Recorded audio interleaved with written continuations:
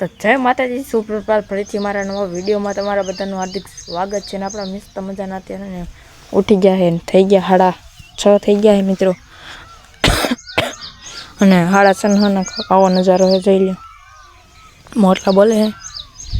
તો મિત્રો હે ને આજ છે દશામાનો દિવસ પહેલો. તો તમે હે ને જોતા રહેજો, સાંજ સુધીનું બધું આવી જવાનું હોય એમાં. અને મૂર્તિ જેવી ને એવું બધું આવી જવાનું. તો તમે હે ને જોતા રહેજો વિડીયો, ખબર? હાલો જોતા રહીજો. Hello okay. તો હને કન્ટિન્યુ બનાવો. જય દશામાં ભક્તો, આજે આપણે જાણીશું કે ઘરે દશામાની સ્થાપના કેવી રીતે કરવી, સ્થાપના કરવા પહેલાં શું શું તૈયારી કરવી, અને માતાજીની પૂજા કેવી રીતે કરવી, અને સ્થાપના દરમિયાન કઈ બાબતનું ખાસ ધ્યાન રાખવું. જો તમે પણ આ વર્ષે તમારા ઘરે દશામાની સ્થાપના કરવા જઈ રહ્યા છો તો આ સંપૂર્ણ વિડીયો અંત સુધી જરૂરથી સાંભળજો. સૌથી પહેલાં માતાજીને હૃદયપૂર્વક પ્રાર્થના કરીએ, હે દશામાં, આપણા પરિવાર પર હંમેશા પોતાની કૃપા બનાવી રાખે અને ઘરમાં સુખ, શાંતિ, સમૃદ્ધિ અને આનંદ આપે. દશામાની સ્થાપના કરતાં પહેલાં સૌ પ્રથમ ઘરની અથવા તો ખાસ કરીને જે જગ્યાએ માતાજીની સ્થાપના કરવાની હોય તે જગ્યાને સારી રીતે સફાઈ કરવી. પૂજાની જગ્યાને સ્વચ્છ કર્યા પછી ગંગાજળ અથવા શુદ્ધ પાણીનો છંટકાવ કરવો. ત્યારબાદ એક સ્વચ્છ પાટલો અથવા તો બાજોટ રાખવો અને તેના પર લાલ અથવા પીળું સ્વચ્છ કપડું પાથરવું. આ જગ્યા પર કોઈ પણ પ્રકારની ગંદકી ન રહેવી જોઈએ, તેનું ખાસ ધ્યાન રાખવું. હવે દશામાની સ્થાપના માટે જરૂરી સામગ્રી તૈયાર રાખવી. દશામાની મૂર્તિ અથવા તો માતાજીની છબી, પાટલો, લાલ અથવા પીળું કપડું, કંકુ, ચોખા, હળદર, ફૂલ, ફૂલહાર, નાળિયેર, સોપારી, કળશ, પાણી, આંબાના પાન, દીવો, ઘી અથવા તેલ, અગરબત્તી, ફળ અને પ્રસાદ જેવી સામગ્રી તૈયાર રાખવી. તમારા પરિવારના પરંપરા પ્રમાણે વધારાની કોઈ પૂજાની સામગ્રી જરૂરી હોય તો એ પણ સાથે રાખવી. ત્યારબાદ કળશ સ્થાપના કરવી. હવે પૂજાની શરૂઆત કળશ સ્થાપનાથી કરી શકાય છે. સૌપ્રથમ કળશમાં શુદ્ધ પાણી ભરવું. પરિવારની પરંપરા પ્રમાણે તેમાં સોપારી, ચોખા વગેરે મૂકી શકાય છે. કળશના મુખ પર આંબાના પાન રાખવા અને તેની ઉપર નાળિયેર સ્થાપિત કરવું. કળશ પર કુંકુમથી સ્વસ્તિક કરવું. કળશને માતાજીની સ્થાપનાની નજીક યોગ્ય જગ્યાએ રાખવું.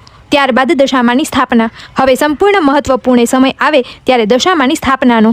દશામાની મૂર્તિ અથવા છબીને સ્વચ્છ પાટલા પર આદરપૂર્વક સ્થાપિત કરવી. માતાજીને લાલ અથવા પીળી ચુંદડી અર્પણ કરવી. ત્યારબાદ માતાજીને ફૂલહાર પહેરાવવો. કંકુથી માતાજીને તિલક કરવું અને ચોખા અર્પણ કરવા. માતાજીના ચરણોમાં ફૂલ અર્પણ કરી મનથી પ્રાર્થના કરવી. આ સમયે ઘરના બધા સભ્યોએ માતાજીનું સ્મરણ કરી શકે છે. હવે માતાજીની સામે ઘી અથવા તેલનો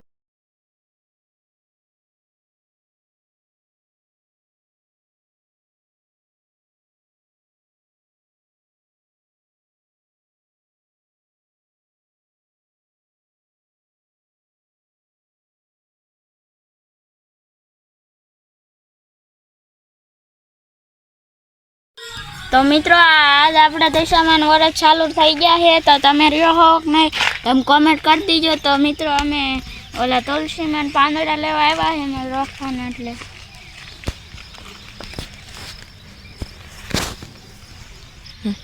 આ તુલસીમાં પાંદડા કેમ રાખવાના તમે કોમેન્ટ કરી દેજો. તો મિત્રો તમે હે ને કન્ટિન્યુ ને બનાવો, તમને મજા આવી જાય મિત્રો. જે આરતી અને વાર્તા ને એવું બધું બાકી છે, હાલો એ હમણાં કરી નાખી મિત્રો. તો મિત્રો આપણે 5 તોલ લીધા છે. તો હાલો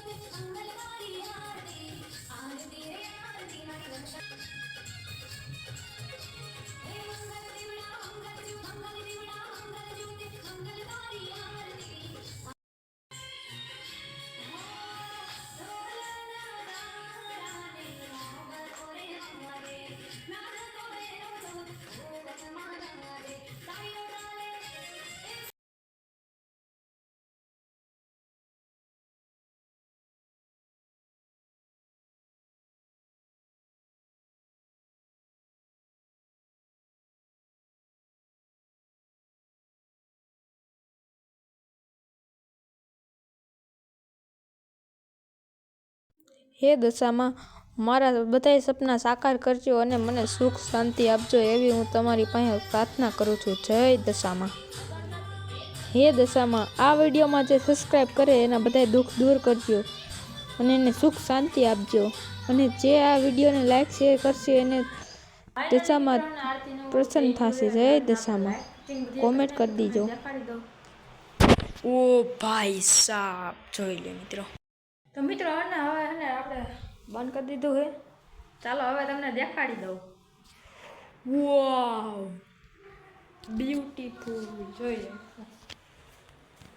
એક આપણે લાઈટો ગોઠવી બહુ સારી નથી ગોઠવી આપણે. આવી ગોઠવી જોઈ લો.